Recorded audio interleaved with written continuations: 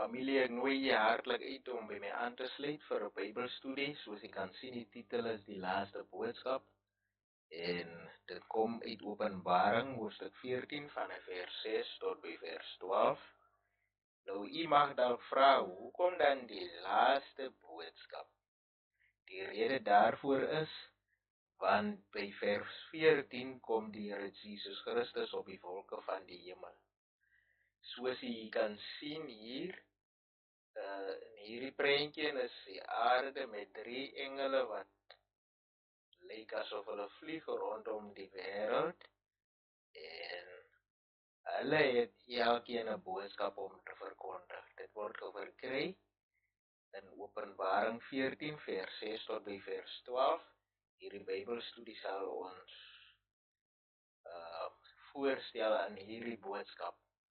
Nadat hierdie 3 engele elkeen hulle boodskap verkondig het by vers 14, jy sal sien as ons dit sal saamlees, dan kom die Here Jesus Christus op die wolke van die hemel met 'n goue kroon op sy hoof en 'n sekel in sy hand.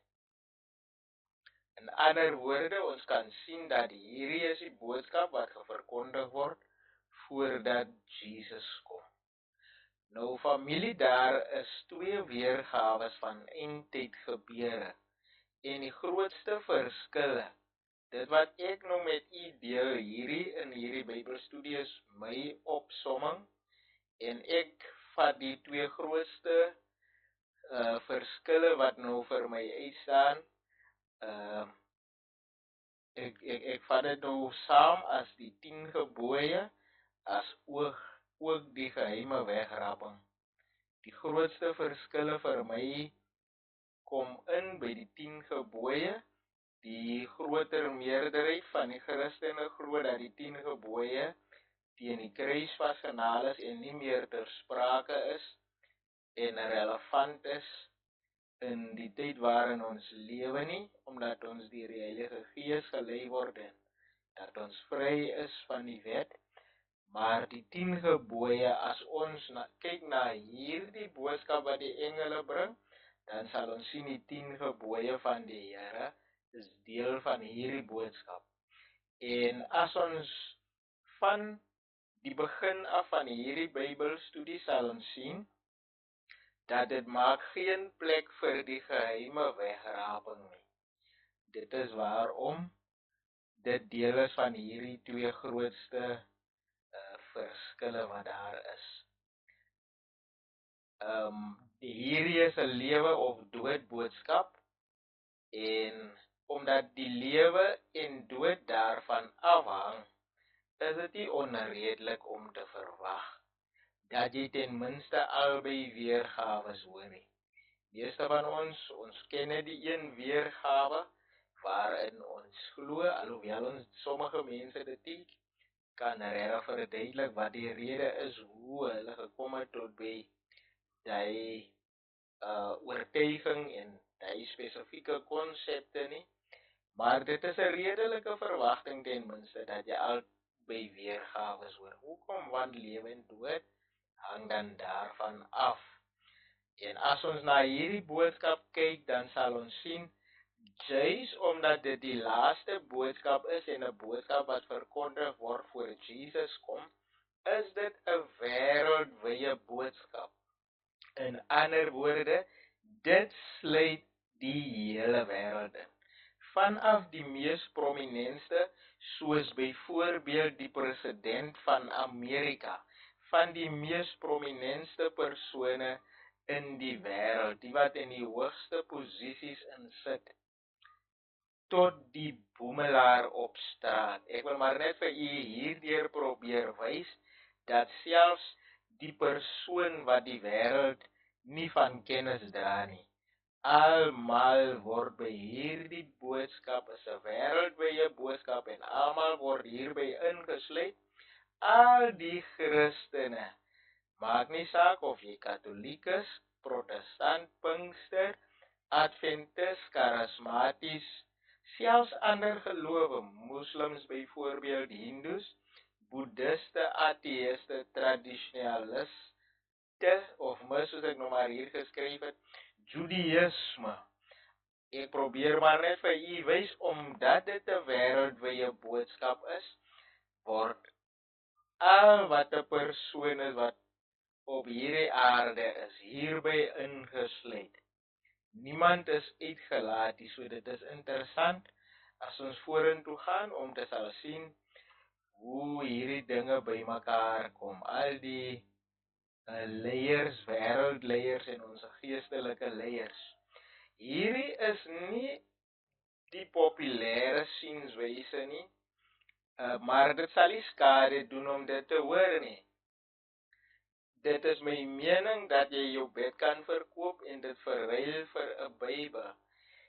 Ek is lief daarvoor om te sê, en dit laat mense bietjie dink, hoe kan God Israel deur so 'n magtige wyse gelei het uit Egipte uit, deurdat hy hulle bewaar het van die 10de plaag en selfs van sommige van die vorige 10 plaag, die 7 plaag, het hy 'n onderskeid gemaak. Hy is nie so Satan.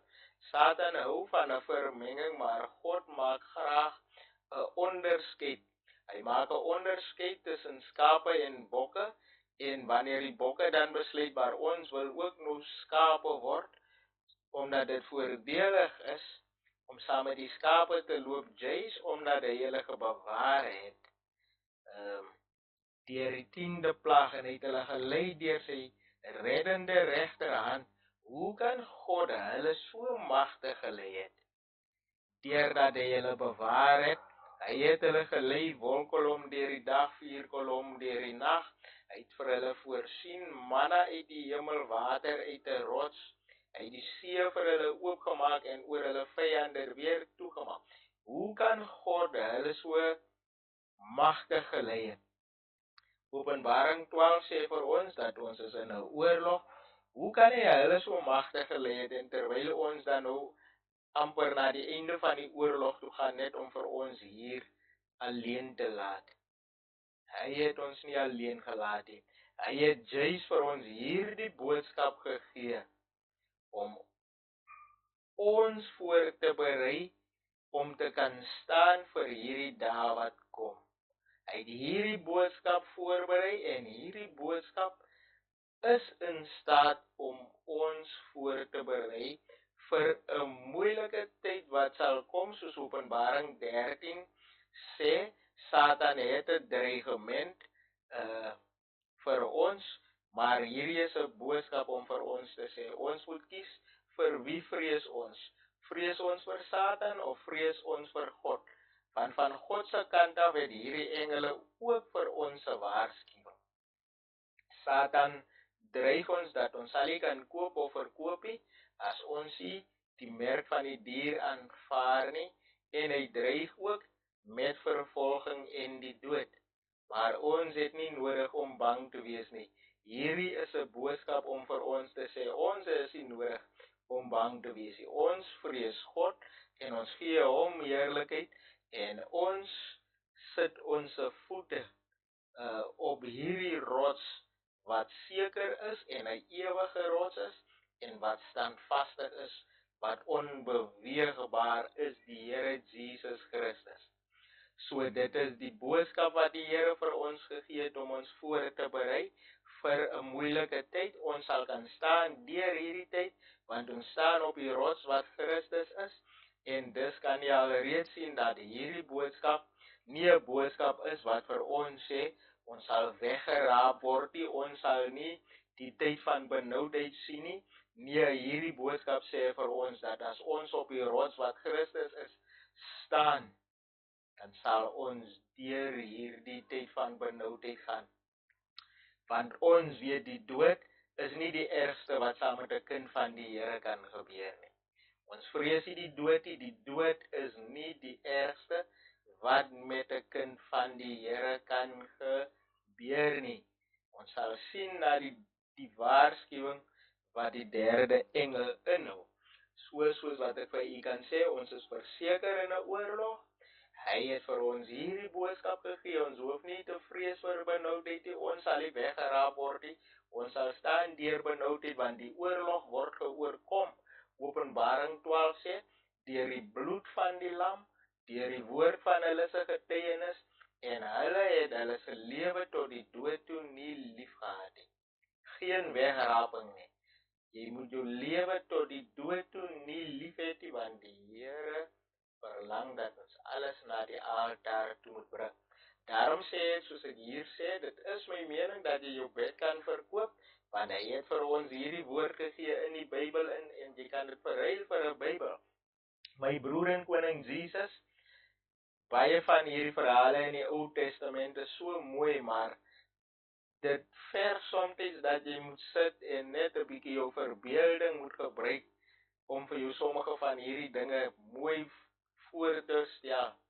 En my broer en koning Jesus sê, hy sien nou die saak dat Noag besig was om die ark te bou, en hy sit alles wat hy het, sit hy in hierdie werk, en veronderstel daar was 'n tyd dat sy boumateriaal opgeraak het, en hy het teruggegaan na suster Noag toe, en vir haar gesê, suster, ek dink dit is tyd dat ons bed moet verkoop, want ek het nou hierdie boumateriaal wat ek nog nodig het, want God het vir ons 'n boodskap gegee, om te sê ons moet werk in hierdie ark, ons moet hierdie ark klaarmaak, en ons moet in hierdie ark ingaan, straf is op pad, oordeel is op pad, almal wat buite is, sal hulle se lewe verloor, en ons moet alles in hierdie werk insit, want as ons hierdie ark kan klaarmaak, en ons is in die ark, dan sal ons se lewe behoue bly.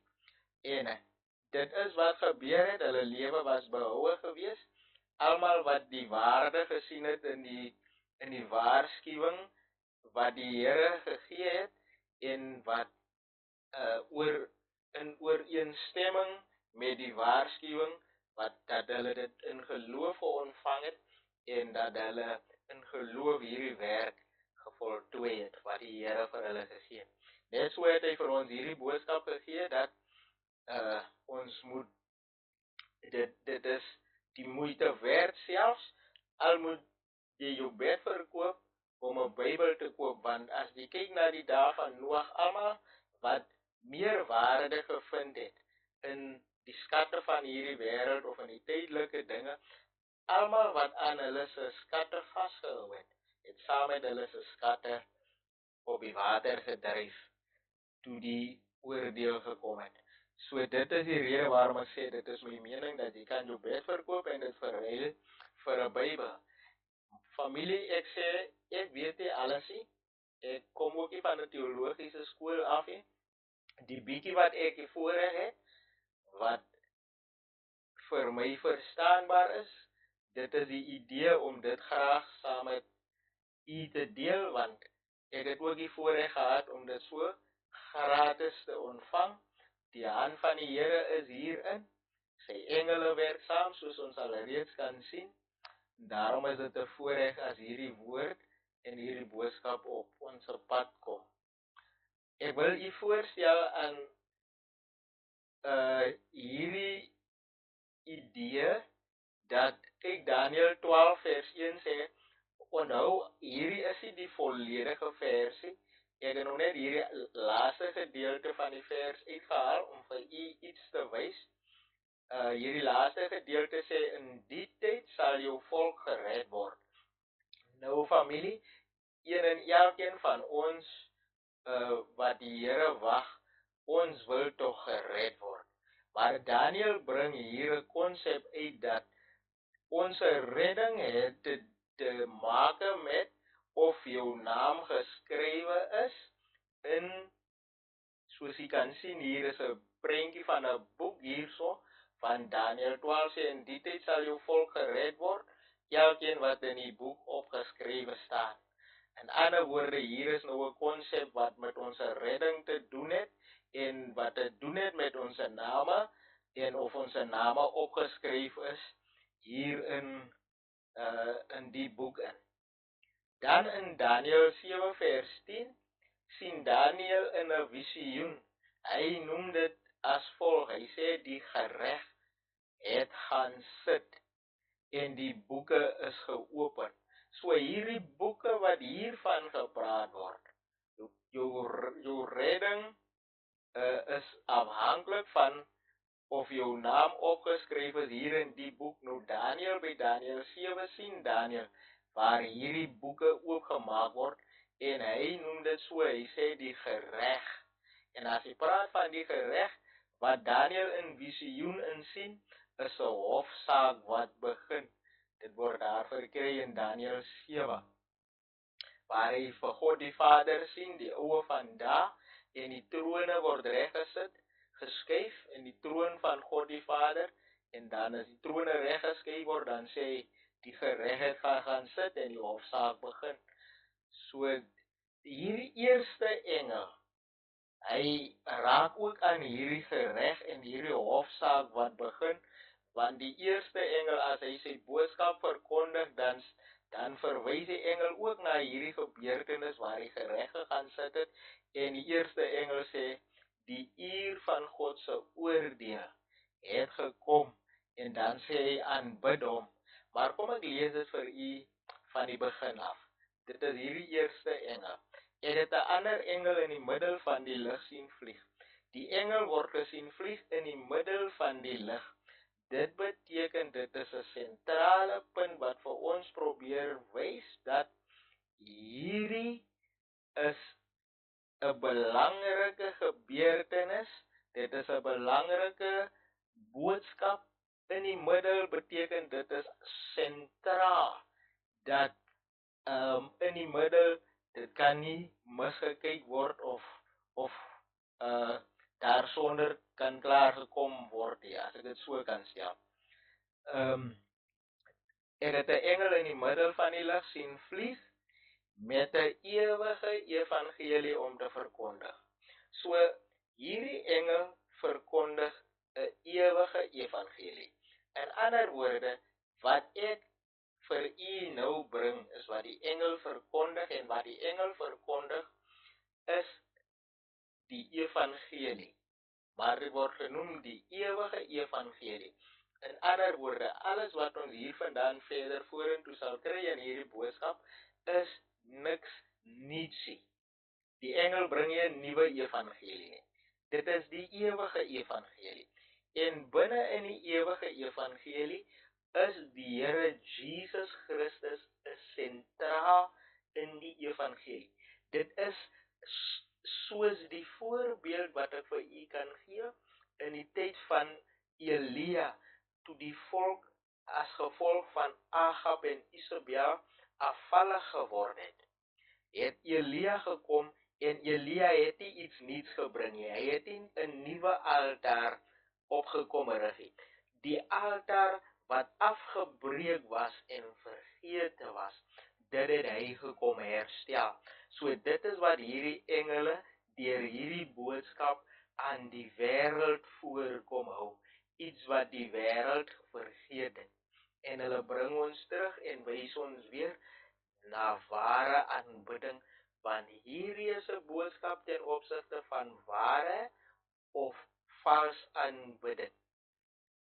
So, die engel in die middel van die lig, hy neem 'n prominente posisie in die middel, en u sal sien, hierdie boodskap word verkondig aan die hele wêreld. Maar kom ons praat net gou oor die ewige evangelie. Hoekom is dit iets nietsie? Dit is die ewige evangelie, die hele Here Jesus Christus sentraal, sy bloed sentraal. Want ons kan die evangelie kan ons alreeds in Genesis sien waar die sonde ingekom het. Wat is die evangelie? Die loon van die sonde is die dood, maar die genadegawe van God is die ewige lewe deur Christus Jesus.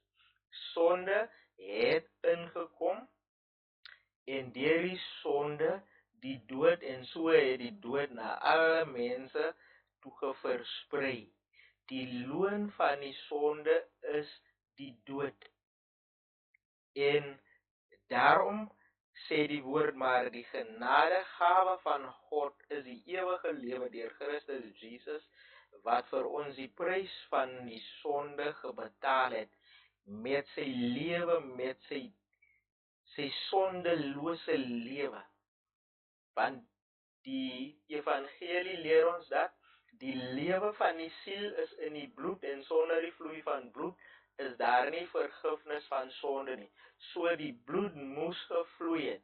En ons kan kyk, dan sien ons die eerste mens het gesondig, die eerste mense, hulle het gesondig en hulle het hulle geklee met vye blare, wat hulle se eie geregtigheid is, en ons is nog steeds geklee met vye blare, wat ons eie geregtigheid is.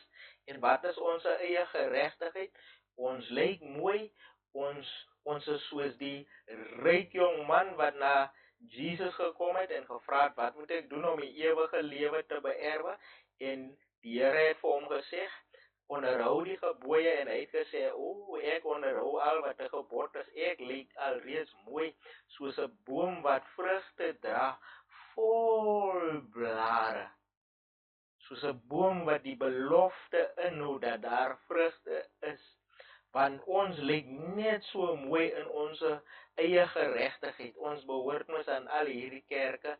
Ons kan sê met trots, kan ek sê, ja, maar ek is 'n lidmaat van die kerk, en ek is 'n lidmaat van daai kerk, en ek het die hemp en die das, en die kerkskoene en die rok, en die doeke, en die mooi kerkhoedens, en die Bybels, die dierbybels, en die gesangboeke, en ons ken die Bybel van Genesis af tot by Openbaring, en ek is 'n musikant, en ek doen al hierdie dinge. En veral in hierdie tyd en waarin ons lewe, daar is so baie titels. Die manne het vir jou titels. En hulle lyk verskriklik heilig met hierdie mooi togasse en al hierdie dinge wat ons kom niks kort nie. Ons lyk mooi, maar ons is geklee in vye blare. Daarom word dit gesê, Jesus het gekyk na Adam en Eva geklee met vye blare, met hulle eie geregtigheid, en hy het gesien met vye blare en al het hy na hulle gekyk en gesien dat hulle is nog steeds naak. Daarom kom kry ons die laaste kerk, Laodicea, is arm en blind en naak. Maar in die tuin van Eden moes daar 'n lam, want slegs 'n lam sonder gebrek, vlekloos, kon Christus simboliseer, moes geslag gewees het. Vat die Bybel en gaan lees dit weer, en ons sal weer teruggaan, as die Here ons genade toon in ons volgende Bybelstudie, dan sal ons teruggaan na die begin toe. Want hierdie eerste engel verwys ons terug na die begin toe. Dis die rede waarom ons weer terug sal gaan na die begin toe. So daar moes 'n lam geslag gewees het, want die Here kyk na hulle met hulle vye blare, en die lam moes geslag gewees het, sodat hulle geklee kan word met die vel van 'n lam, wat die geregtigheid van die Here Jesus simboliseer. So Christus, die evangelie kom al van die tuin van Eden af aan.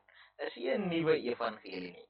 Die mense word nie op 'n ander wyse gered as wat ons gered word nie.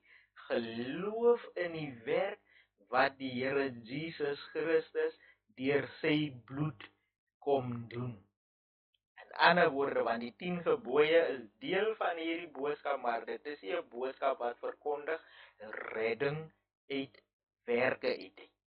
Dit is redding deur geloof in die werk, die verlossingswerk wat Christus gekom doen het. Christus het 'n lewe gekom lei, sondeloos, hy het nie gesondig nie. Hy het 'n onskuldige dood gesterwe deur ons sonde op hom te neem, en hy het uit die dood uit opgestaan. Familie, dit is nie redding uit werke uit nie. So ek het 'n engel in die middel van die lug sien vlieg met 'n ewige evangelie om te verkondig aan wie? Aan die bewoners van die aarde.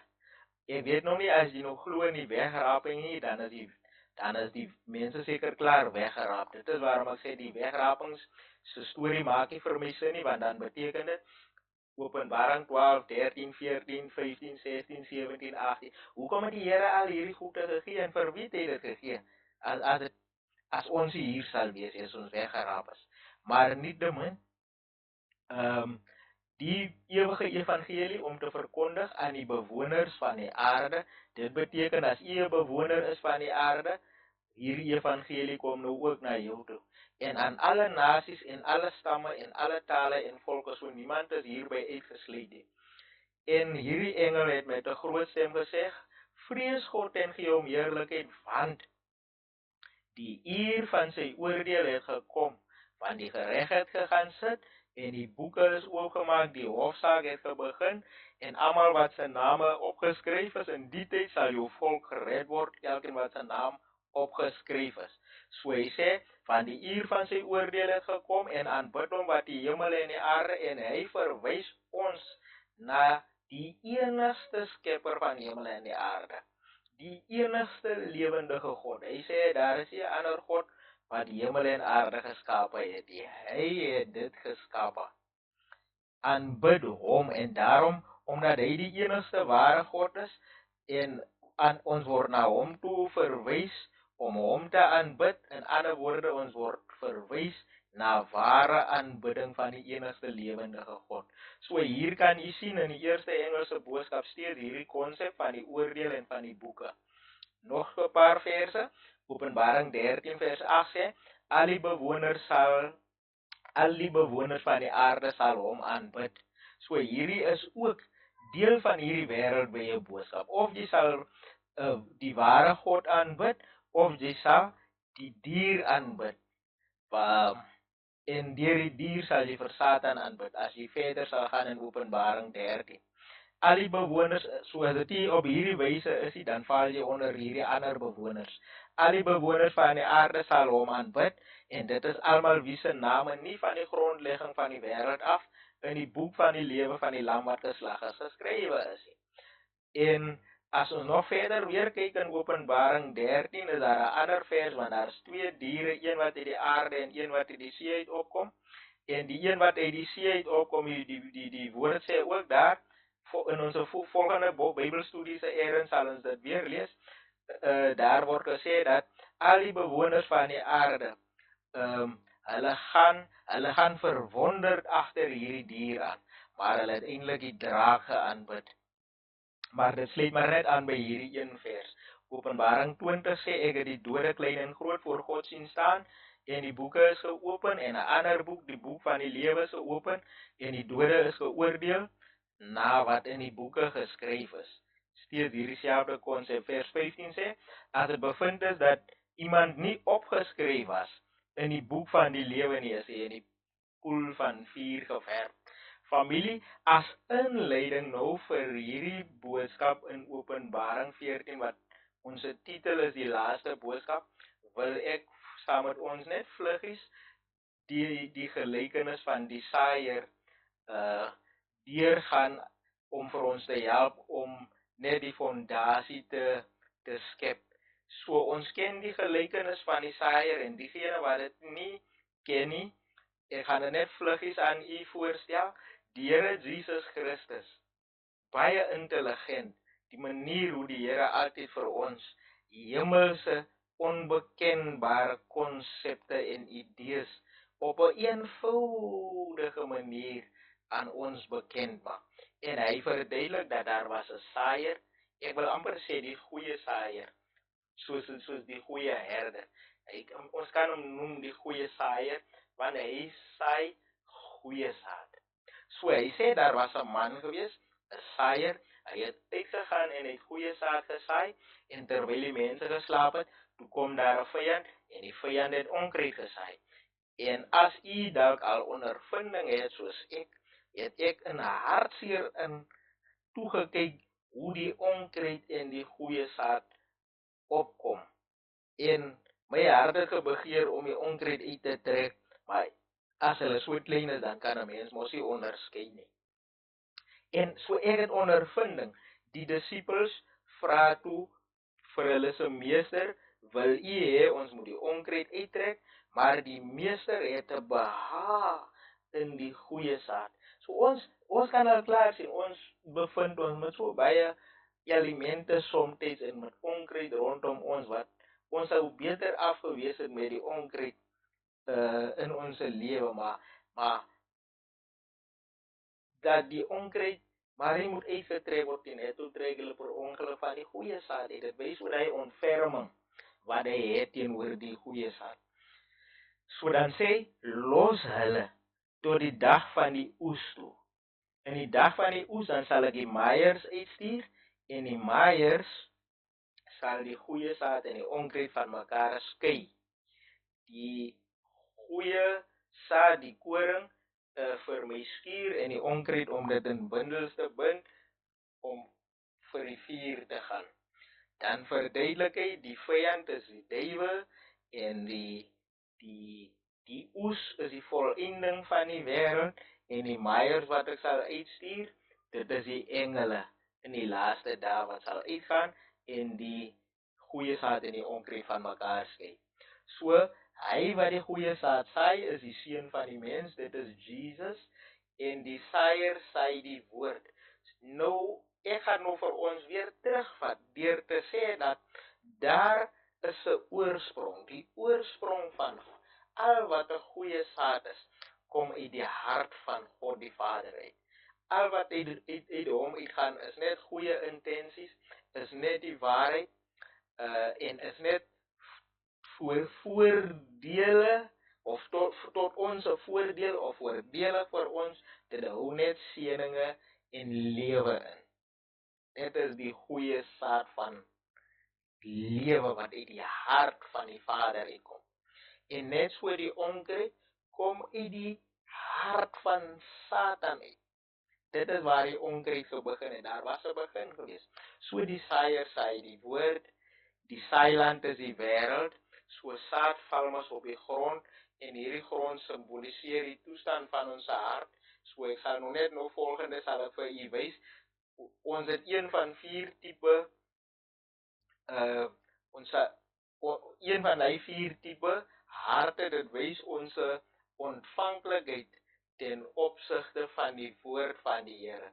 Het ons goeie vrugbare grond, of is daar rotsagtige plekke in ons hart, of val dit langs die pad, of ons sal dit nou lees. Maar die saailand is die wêreld, dit is ons hart. Terwyl die mense slaap, het die vyand gekom en onkruid onder die koring gesaai en weggegaan, en toe die spruitjies opskiet en vrug gevorm het, toe verskyn die onkruid ook, en die diensknegte van die huisheer het gekom en vir hom gesê, meneer, het u dan nie goeie saad in die land gesaai nie? Waar kry dit dan die onkruid vandaan? En hy antwoord hulle, 'n vyandige mens het dit gedoen. Toe sê die diensknegte vir hom, wil u dan hê dat ons dit moet gaan bymekaar maak? Nou ek hou van hierdie woord wat sê 'n vyandige mens, want ons vergeet so menigmale dat Satan is nie ons vriend. Satan gee voor dat God se wette, God se instruksies, God se gebooie, dat dit vir ons onder slawerny wil plaas, en dat hy werklik vir ons vryheid wil gee.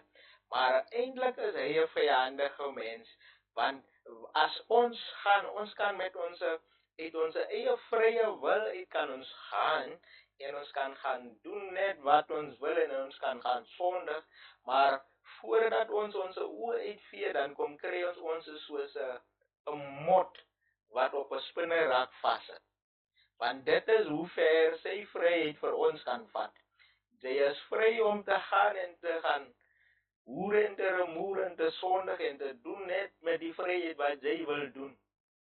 Maar jy sal nie vry wees om daaruit los te kom nie. Want dan hou hy vir jou teen jou wil. En dit kos iemand van buitekant af, soos die Here Jesus Christus, om jou vry te maak van sonde. Want Satan, as hy jou gevange hou en vir my gevange hou, hy hou ons teen ons wil, hy laat ons nie gaan nie. Dan begin raak die sonde nie meer lekker nie, dan begin kom ons, en dan begin verstaan ons, en dan sien ons, maar dis die vryheid. Ons raak slawe van sonde. So hy is ons vyand. En Openbaring 12 sê uitdruklik oorlog het in die hemel ingekom en die oorlog het na die aarde toe gekom en daarom hou ek vir ons voordat ons is in 'n oorlog. En daarom is hierdie nie 'n populêre boodskapie. Hierdie is nie 'n gewilde boodskapie, dit is nie 'n goed voel boodskapie. Dit is ook nie 'n hoe sê hulle 'n prosperity boodskapie.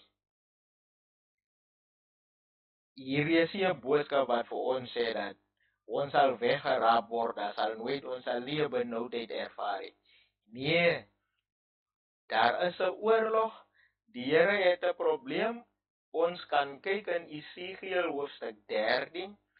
God het 'n probleem met die persone wat vir sy kinders 'n boodskap van vrede verkondig.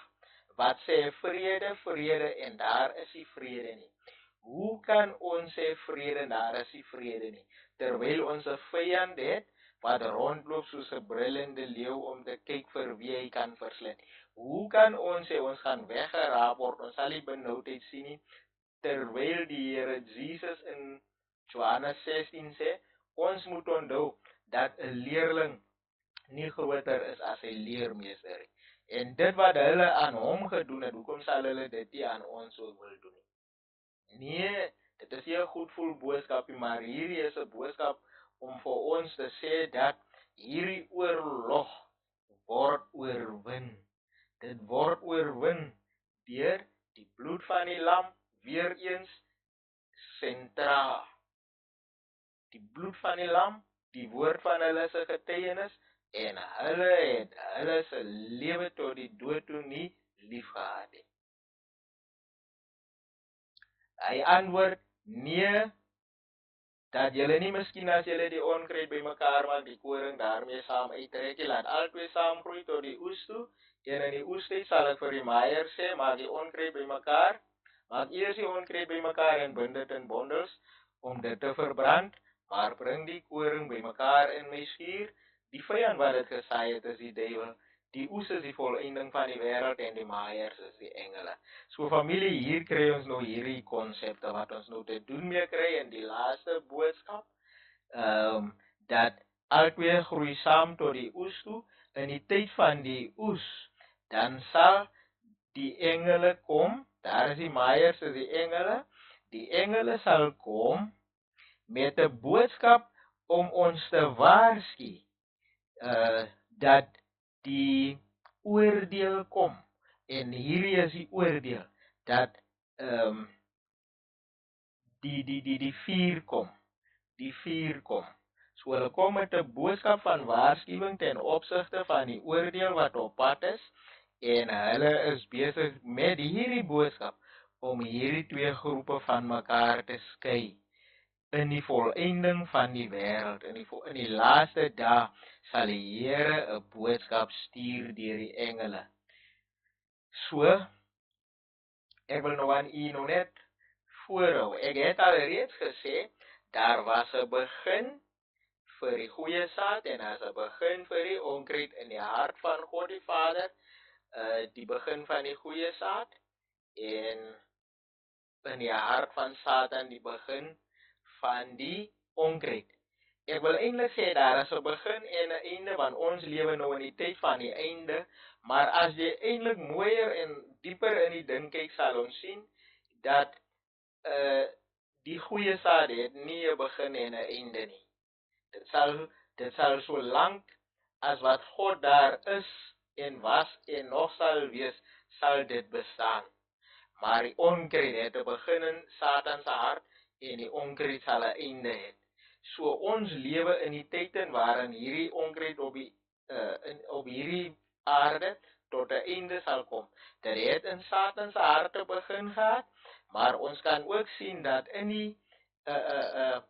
die verhaal van die eerste mense, Adam en Eva, kan ons dit ook mooi sien dat die bome, ek praat spesifiek van die boom van die kennis van goed en kwaad. Alle bome is op die 3de dag gemaak, en ander woorde, die boom van die kennis van goed en kwaad het reeds ook op die 3de dag bestaan.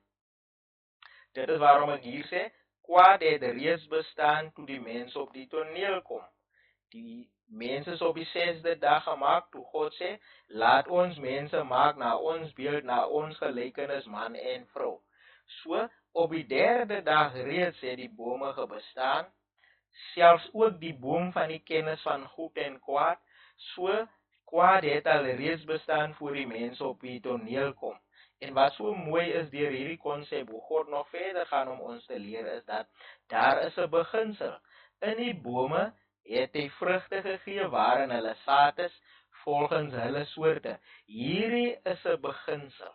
En volgens hierdie beginsel kan ons sien dat die saad van 'n appelboom kan nie perskes voortbring nie. Dit is 'n beginsel wat reeds daar bestaan. Dit is waarom hierdie beginsel kan ons sien.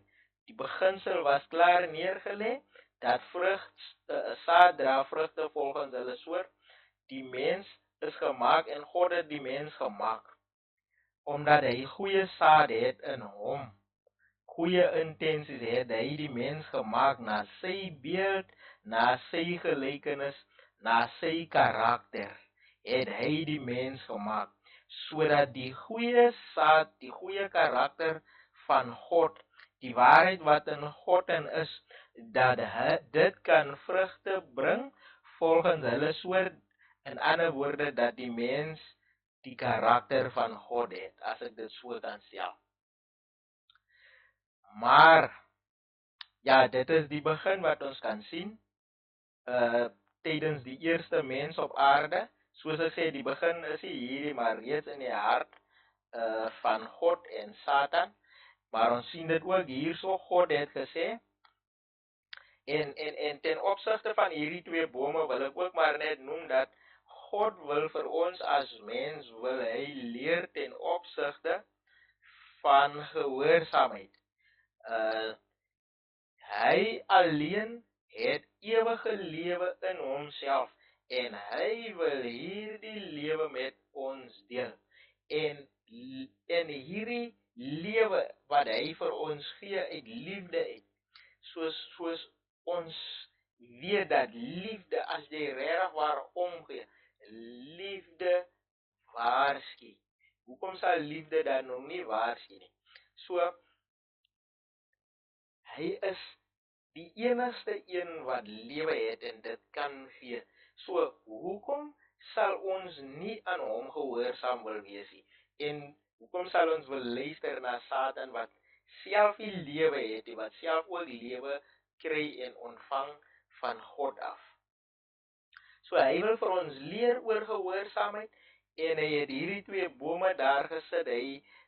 As ons kyk na die boom van die lewe, as jy eet van die vrugte van die boom van die lewe, dit is nie asof die vrug bonatuurlike krag het om jou vir ewig te laat lewe, asof die vrug die krag het afsonderlik van God nie. Alles wat in die vrug is net daarom vir ons te leer dat dit is lewe kom van hom af. Is hier 'n spesiale vrug wat krag het buite God, as ek dit so kan stel. Of as ons kyk na die boom van die kennis van goed en kwaad, daar is 'n vrug in die boom, en God sê, as jy van dit eet, dan sal jy sterwe. Dit is 'n les oor gehoorsaamheid. Is nie asof die vrug gif in het, dat as jy daarvan eet, dan maak jy gif jou dood nie. So hier kom God en hy saai goeie saad, en hy saai die waarheid, en hy saai 'n waarskuwing, en in hierdie waarheid is die potensiaal vir seëning tot lewe, as ek dit so kan stel. Hy saai hierdie goeie saad, sy beste intensies is daarin, sy liefde is daarin. Hy sê, julle mag daarvan nie eet en dit nie aanroer nie, anders sal julle sterwe. Dit is wat hy sê. Toe sê die slang, julle sal gewis nie sterwe nie. Hier is baie meer dinge om na te kyk, maar ons sal in 'n volgende Bybelstudie dalk bietjie meer daaroor praat. Maar die slang sê, julle sal nie sterwe nie, so daar sê God die goeie saad, en hier kan ons sien, hier sê Satan die onkruid. En wat dit doen die mens? die mens ontvang Satan se onkruid. En hulle ontvang dit in geloof, want hulle ontvang dit in geloof, want hulle het die daad daarby gevoeg. So hulle het geloof gehad in Satan se woord, en hulle het onderdanig geword aan Satan se gesag. En as ons kyk na die posisies van gesag, God het die mens, ek het nooit verstaan, vir 'n lang tyd het ek nie verstaan, hoe kan hierdie wêreld die eiendom van Satan geword het nie? Maar as jy die gesag verstaan, dat die mens in die posisie geplaas was om te heers, die heerskappy was aan die mens gegee, en Satan het reeds as gevolg van sonde, want het hy reeds geval uit sy posisie uit, beteken dat Satan was in 'n laer posisie as die mens, want die mens het nog hier gestaan in gehoorsaamheid teenoor God, en die mens het nog in sy posisie van gesag gestaan, want die mens het nog nie gesondig nie. Satan is uit sy posisie uitgegooi. So in ander woorde, die mens is in die posisie van heerskappy en gesag, en die feit dat die mens onderdanig word, jy word onderdanig aan een wat hoër is as jy, en die feit dat die mens onderdanig geword het aan Satan, het vir Satan verhef, dat hy heerskappy ontvang het oor die mens, en oor alles wat die mens oorgeheers het. So daar kan jy sien, word die goeie saad gesaai, daar word die onkruid gesaai, en ons lewe nou in die tyd van die einde, soos ek reeds gesê het, nie die einde so seer van die goeie saad, want die goeie saad sal nooit 'n einde hê nie, maar die einde van die onkruid, soos ons dit ken, hier op aarde. Ons lewe in die dae waarin albei, onthou hoe Christus gesê, nee, los het tot die dag van die oes, toe in die dag van die oes sal ek die maaiers uitstuur, so voor in die dag van die oes, dan is albei volgroeid. Die goeie saad is volgroeid, volgens die beeld en die karakter van God, soos wat ons kan sien in die lewe van Kain en Abel. Die goeie saad was volgroeid gewees, en Kain het vir Abel doodgemaak, want hy het die karakter gehad van Satan, en hy het opgetree as 'n moordenaar, want Satan is 'n moordenaar. So daar kan 'n mens dit alreeds sien. So ons lewe in hierdie dae van die oes, waarin albei ryp sal wees vir die oes. Ons lewe in die tyd waarin die laadreën van God, as ook 'n valse laadreën van Satan, wêreldwyd uitgestort gaan word. Satan hou daarvan om alles wat God doen na te maak.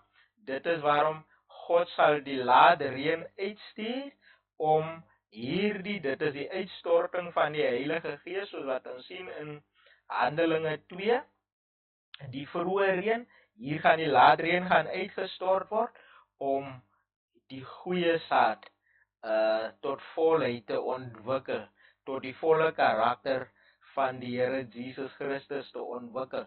Maar Satan het ook 'n valse weergawe, want hier kan ons alreeds sien waar hy begin het om onkruid te saai, het hy ook 'n valse uitstorting van sy demoniese gees, en 'n valse herlewing wat gepaard gaan saam met wonderwerke, om ook sy onkruid tot volheid te laat groei.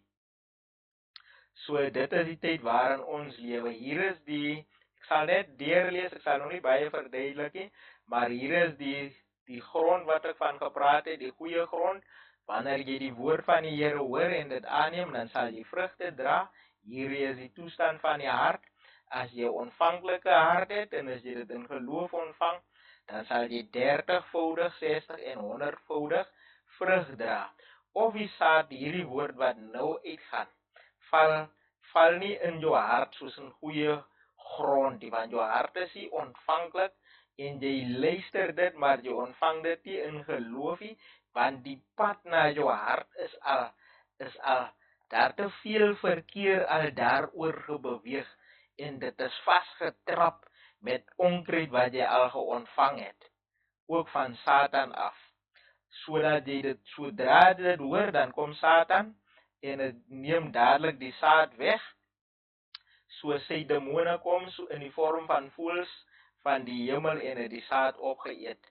Dan is daar ook rotsagtige plekke, daar is nie baie grond nie, die saad kom op, omdat dit geen diepte van grond gehad het nie, maar toe die son opgaan, daar is diegene, hulle is nog nie soos die woord word nie dadelik weggeneem nie, die hart is nie so vastgetrap nie, hulle ontvang dit, maar as die son opkom, dan word dit verskroei, want dit het geen wortel gehad, daar is nog te veel klippe daar in die harte, daar is nog te veel plek vir ander dinge ook in die harte, en dit word met blydskap geontvang, maar deel van ons, omdat ons al reeds ook so geleer is, dat ons sal nie benoudheid sien nie, dit is ook deel van die rede dat ons, en ek ken sulke mense, hulle wil nie hoor van benoudheid en moeilike dae nie, dit is die Christene, wat ook sê, hulle glo in die Here Jesus Christus,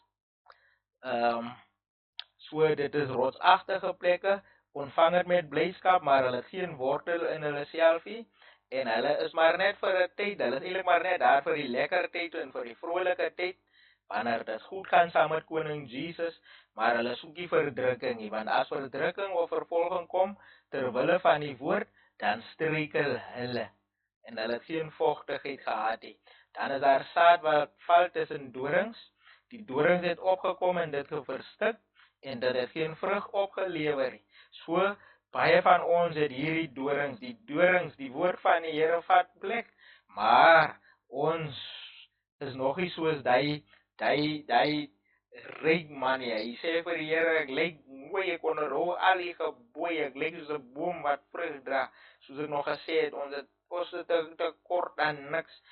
Dan sê die Here, as jy wil volmaak wees, vat al jou goede en gaan verkoop het, gee dit vir die armes, en dan kom jy, en dan volg jy my, en hy het bedroef weggegaan van die Here af, want hy het baie besittings gehad, hy is nog te lief vir die dinge van hierdie wêreld, daarom kan hy nie sy bed vat en verkoop, en vir hom 'n Bybel koop, want hy sien nie die ernstigheid hierdeur, dat sy lewe hierdeur geraak kan word, en hoekom moet hy, vir sommige mense, om te hoor dat hierdie is al reeds 'n boodskap ten opsigte van die einde, is dit 'n bitterpil om te drink, want die sorge van hierdie wêreld, en die verleiding van rykdom, en die begeerlikhede, is besig om ons te verstik, want dit klink asof dit dan nou 'n einde is.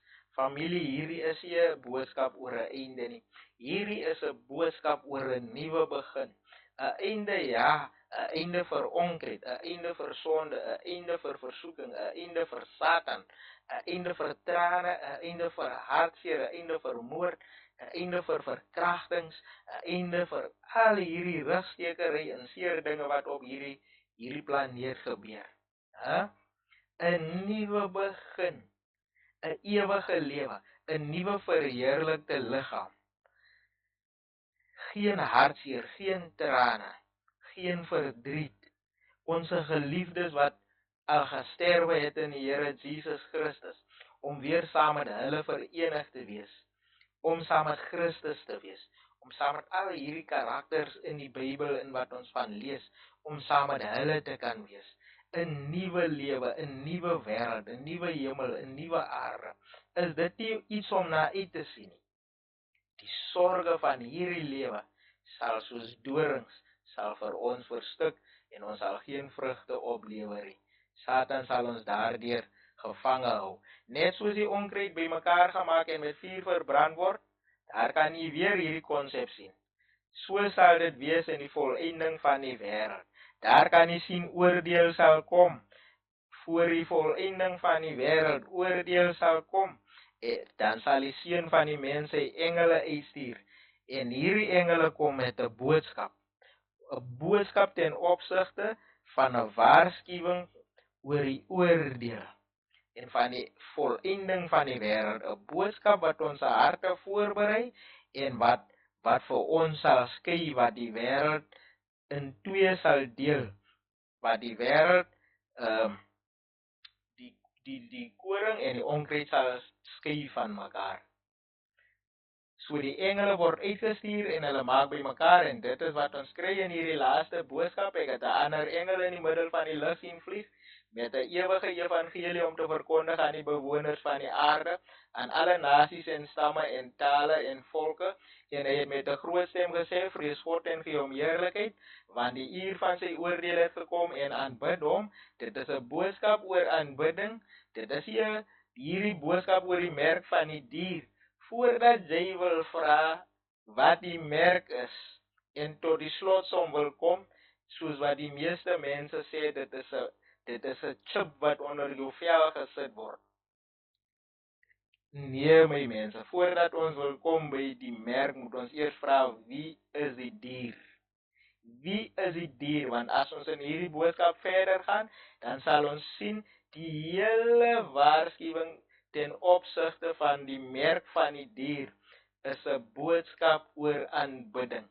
Nou kan ons onsself die vraag afvra, wat het 'n chip met aanbidding te doen? Dit het niks met aanbidding te doen nie. Vrees God, gee hom heerlikheid, want die uur van sy oordeel het gekom. Onthou, die uur van sy oordeel, dit is wat kyk, ons is hier by Johannes in Openbaring. Hy sien dieselfde wat Daniel gesien het in Daniel 7.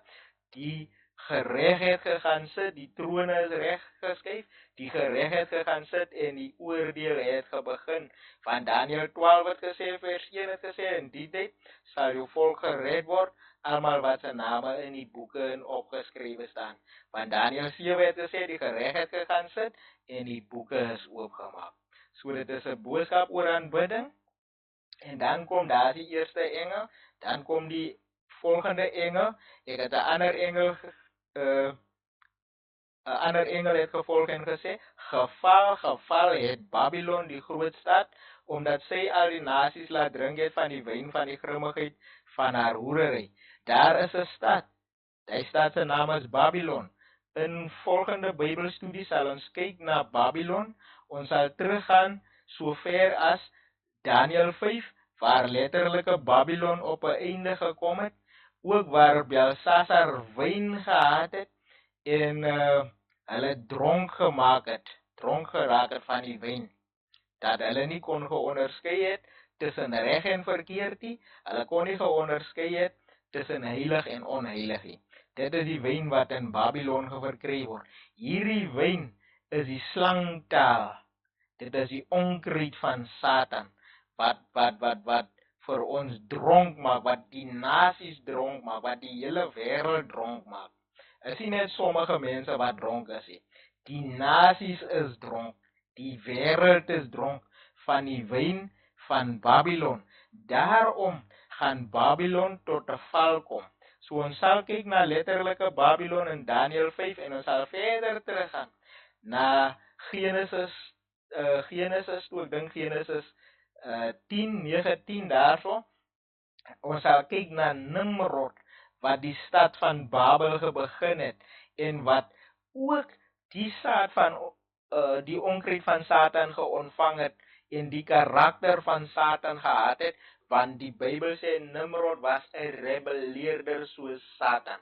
Hy het in 'n rebellie, hy in opstand gekom en hy het Babel in opstand soos een man teenoor God se instruksies opgelaat staan in sonde.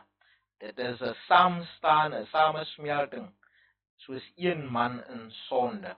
So ons sal daarna kyk na Babylon, ons sal ook kyk na die godsdienst van Babylon, wat sonaanbidding is, maar dit word, die groot stad Babylon word genoem, is sy. Geval het Babylon die groot stad, omdat sy al die nasies laat drink het. Sy het wyn, maar sy word genoem is sy. En as sy in Openbaring, in die woord van die Here, simboliseer 'n kerk, en in Openbaring kry ons net 2 kerke. In Openbaring 17, hier waar sy genoem word, ons kan sien, sy het wyn, en sy maak die nasies dronk, en sy word genoem 'n hoer. So in Openbaring is net 2 kerke. In Openbaring 17, die hoer van Babylon is 'n kerk. Dit is 'n kerk, sy word genoem die hoer van Babylon, is sy. Sy is die hoer van Babylon wat die wêreld dronk maak met slangtaal, met gif, met onkruid van die vyand. Dan kom die derde engel en hy kom met 'n waarskuwing en hy sê as iemand die dier en sy beeld aanbid, so dit is wat ons kan sien. Of jy is besig met ware aanbidding, soos die eerste engel ons waarsku, aanbid hom wat die hemel en die aarde en die see en die waterfonteine gemaak het, of jy aanbid hom, of jy aanbid die dier en sy beeld en 'n merk op sy voorhoof. Dit is al keuse wat daar is. En nou wil ek vir u vra, hoe het die nasies, hoe het die wêreld gegaan van ware aanbidding af na valse aanbidding toe? Hoe ons van ware aanbidding na valse aanbidding toe gaan, is as gevolg van die wyn van Babylon. Slangtaal, leuns, verdreide waarheid, die verdreide woord en wet van die Here, maak dat jy gaan van ware aanbidding na valse aanbidding toe. Daarom is hierdie die laaste waarskuwing. Hierdie is 'n laaste uitnodiging om te sê die deur van genade is oop, keer terug na ware aanbidding toe, en is 'n laaste waarskuwing vir die hele wêreld, dat ons moenie deur hierdie wyn, moet ons nie deur hierdie aanbidding gaan nie.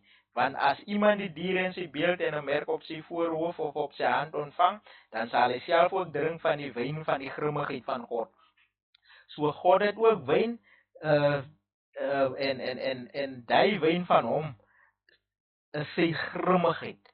Hy het 'n beker en dit is sy grimmigheid. Dit is hierdie beker wat die Here Jesus Christus van gedrink het in die tuin van Getsemane, waarin hy gesê het, Vader, as dit u wil is, laat hierdie beker van sy toorn, laat hierdie, ons sê mos die bitter beker, laat hierdie beker wat God se grimmigheid is sy haat, sy straf, sy toorn, God se wraak vir sonde. Dit is wat Christus van gedrink het. So, die beker is die leegie. Christus het gedrink vir elkeen wat vrede met hom gesluit het en hom aangeneem het as sy verlosser en sy persoonlike saligmaker. En as jy hom aanneem as jou verlosser en persoonlike saligmaker, dit is wanneer jou naam geskryf word in die boek van die lewe van die lam wat geslag is voor die grondlegging van die wêreld. Maar wanneer die oordeel gaan begin, dan gaan die Here vasstel, verskoon my, om te sien of jou naam in die boeken sal bly. Maar hierdie is die waarskuwing teen die merk van die dier. Dan sê die rook van hulle pyniging gaan op, want hulle gaan gepynig word met vuur en swavel, dit is die toorn van God. Hulle gaan gepynig word met vuur en swavel voor die heilige engele en voor die lam, en die rook van hulle pyniging gaan op tot in alle ewigheid, en hulle het dag en nag geen rus nie. Hulle wat die dier en sy beeld aanbid, en elkeen wat die merk van sy naam ontvang. Hier kom die leidsaamheid van die heiliges te pas. Hier is hulle wat die gebooie van God en die geloof in Jesus bewaar. So hier kan jy mooi sien, familie, die gebooie is deel van hierdie boodskap, maar dit is nie 'n boodskap wat redding deur werke verkondig nie. Die gebooie, hierdie weergawe sê, die gebooie is nie teen die kruis vasgenaal nie. Hierdie gebooie van die Here bestaan, en hierdie wyn van die grimmigheid maak ons reeds dronk, maak die hele wêreld reeds dronk ten opsigte van die gebooie van die Here. Dit is waaroor dit gaan. Maar dit is nie 'n boodskap Satan wil graag hê, en hy wil graag hierdie boodskap deur die modder sleep, deur te sê dat hierdie boodskap verkondig redding uit werke uit. Redding uit werke uit beteken onderhou die gebooie, en deur dit is wanneer dit verkondig word, onderhou die gebooie. As jy die gebooie onderhou, dan sal jou siel gered word, as ek dit so kan stel. Maar hoe kan dit redding deur werke is? As die eerste engel in die middel van die lig 'n ewige evangelie verkondig. Ek het dan gesê, Christus is sentraal in die boodskap. Die bloed van Christus is sentraal.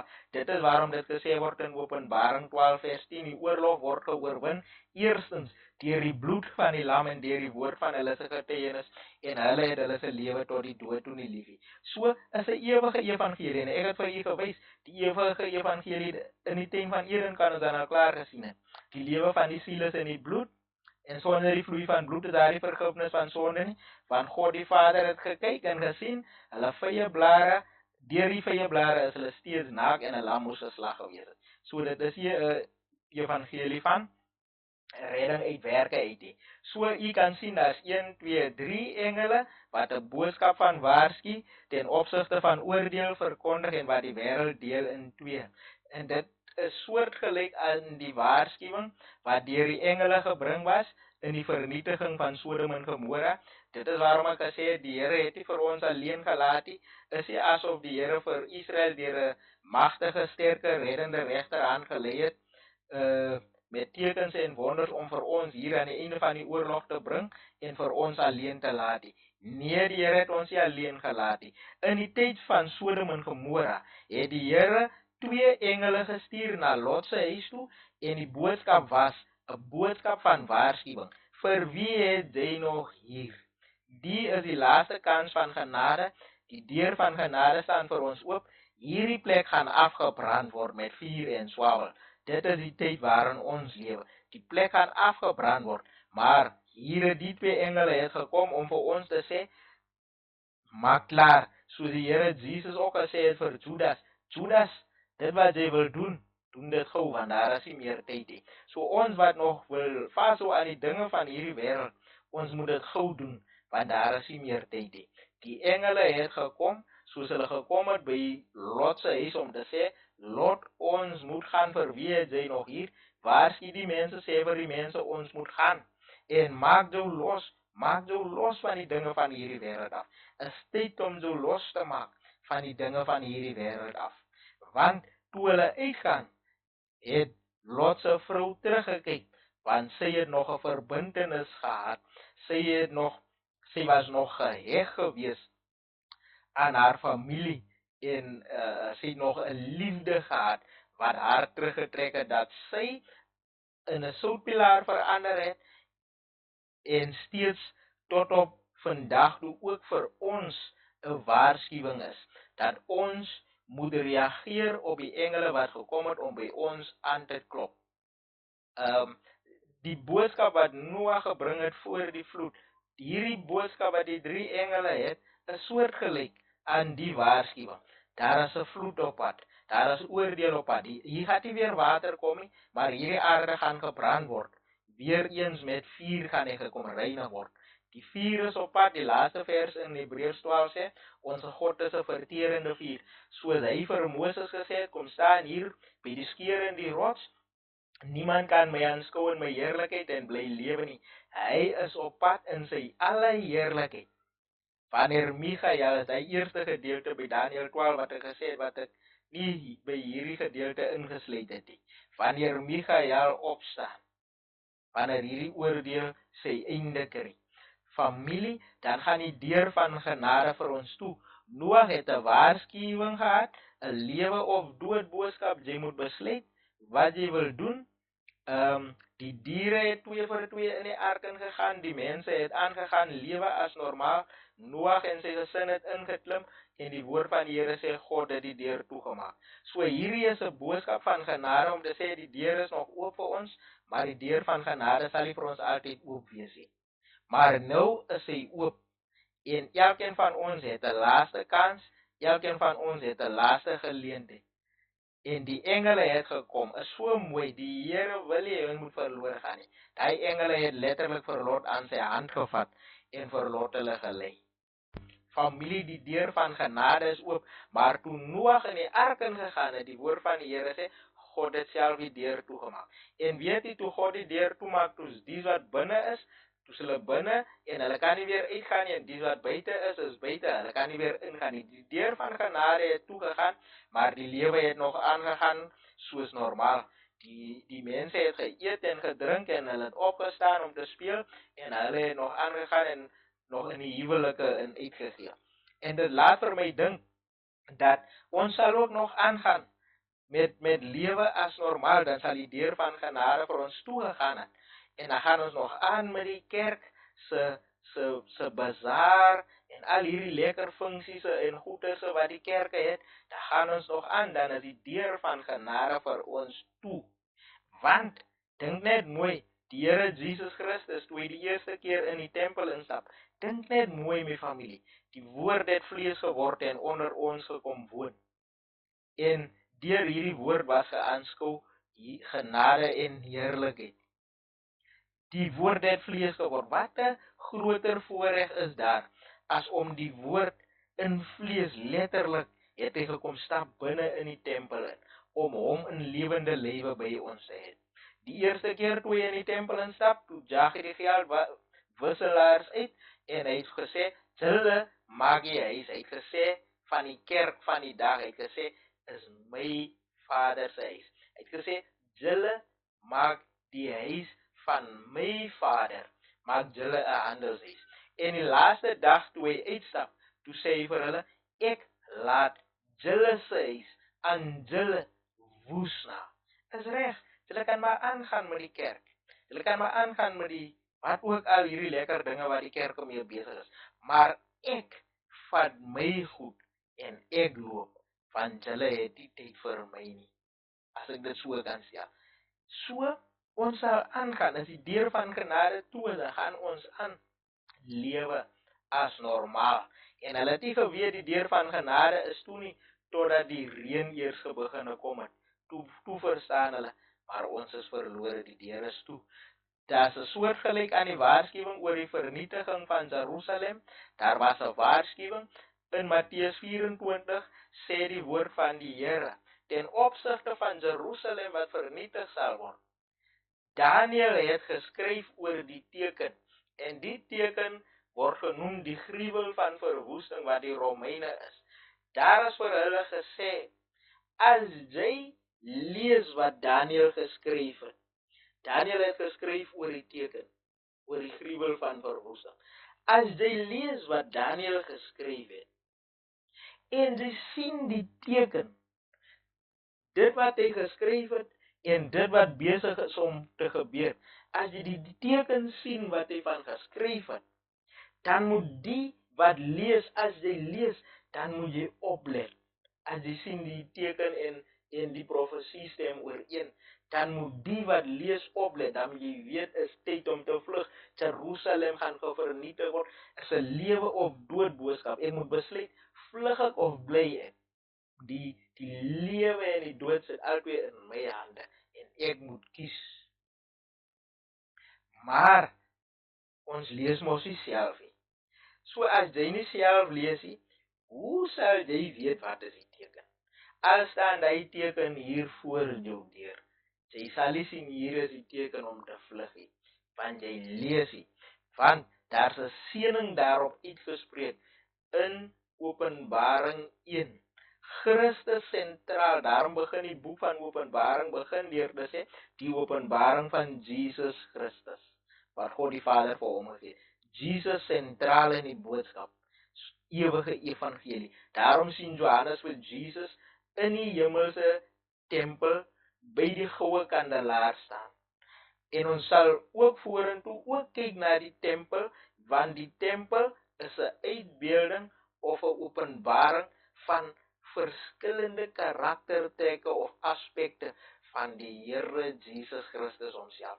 Ons moet daarna kyk en ons moet dit verstaan, sodat as ons in Daniël inkyk, dan sal ons sien en ons sal verstaan hoekom Christus gesê het, ek laat julle se huis aan julle woes na, volgens die profesie wat gegee is.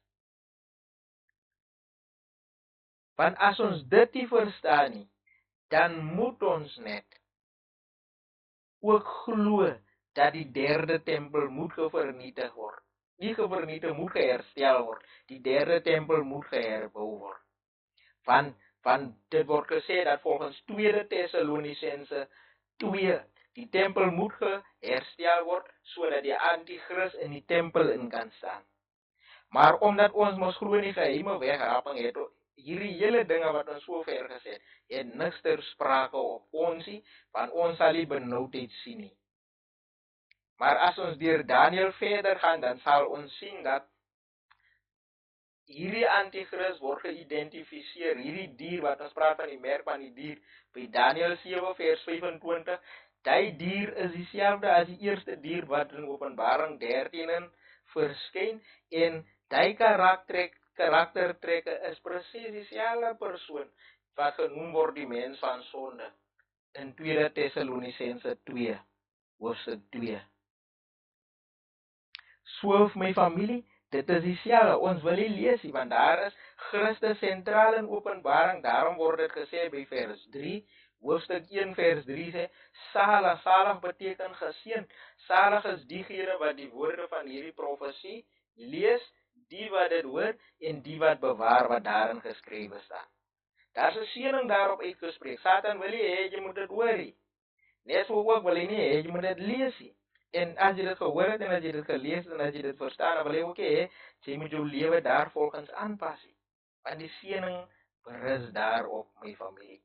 So, hierdie 3 engele boodskap, dit bevat die ewige evangelie, dit beteken Jesus is sentraal redding deur sy bloed, dit is 'n lewe of dood boodskap, dit bevat die ernstigste en die ergste waarskuwing aan al die bewoners van die wêreld. Dit is 'n boodskap wat gaan oor aanbidding, en die aanbidding word deur die wyn van Babylon beïnvloed. Die 10 gebooie is deel van hierdie boodskap, alhoewel dit verkondig nie redding deur werke nie. Die geheime wegraping ten opsigte van hierdie boodskap sal maak dat ons nie sal agslaan op hierdie boodskap nie. Want ons word gesê deur die geheime wegraping, ons sal hier wees. So dit sê, daar is geen nodigheid vir voorbereiding, net soos die dwaase maagde wat nie nodig gehad het om voorbereiding te tref, om die bruidegom te ontmoet. Ter afsluiting, my familie, ek lees net hierdie laaste paar verse saam met u. U sien die maaiers is uitgegaan in die volëinding van die wêreld, en hulle is besig om die onkruid en die koring bymekaar te maak. En daarom sê vers 13 sê, ek het 'n stem uit die hemel aan my hoor sê, skryf, salig is van nou af die dode wat in die Here sterwe. Ja, sê die Gees, sodat hulle kan rus van hulle arbeid, en hulle werke volg met hulle. Dan sien ons hierdie oes, waarin die maaiers vooruit gegaan het, of waarom die maaiers na uitgegaan het. En ek het gesien en kyk, daar was 'n wit wolk, hier is die Here Jesus Christus, en een soos 'n mens se seun, wat op die wolk sit, met 'n goue kroon op sy hoof, en in sy hand 'n skerp sekel. En 'n ander engel het uit die tempel gekom, en met 'n groot stem geroep na hom wat op die wolk sit, slaan die sekel in en maai, want die uur het vir u gekom om te maai, omdat die oes van die aarde oorryp geword het. En hy wat op die wolk sit, het sy sekel oor die aarde laat gaan, en die aarde is afgemaai, en 'n ander engel het uitgekom uit die tempel wat in die hemel is, en hy het ook 'n skerp sekel gehad. En 'n ander engel wat mag oor die vuur gehad het, het uit die altaar uitgekom, en met 'n groot stem geroep na hom wat die skerp sekel het, en gesê, slaan jou skerp sekel in, en samel die trosse van die wingerdstok van die aarde in, want sy druiwe het ryp geword. En die engel het sy sekel oor die aarde laat gaan, en die wingerdstok van die aarde afgeoes, en dit gegooi in die groot paarskyp van die grimmigheid van God, en die paarskyp is buitekant die stad getrap, en die bloed het uit die paarskyp gekom, tot aan die toons van die perde, 200 myl ver. Dit bring ons tot die einde, my familie. Dankie as jy saam gekyk het. Die woord van die Here is geseënd, en ek glo u het 'n seëning ontvang, en sy Heilige Gees sal die naprediker wees van elke woord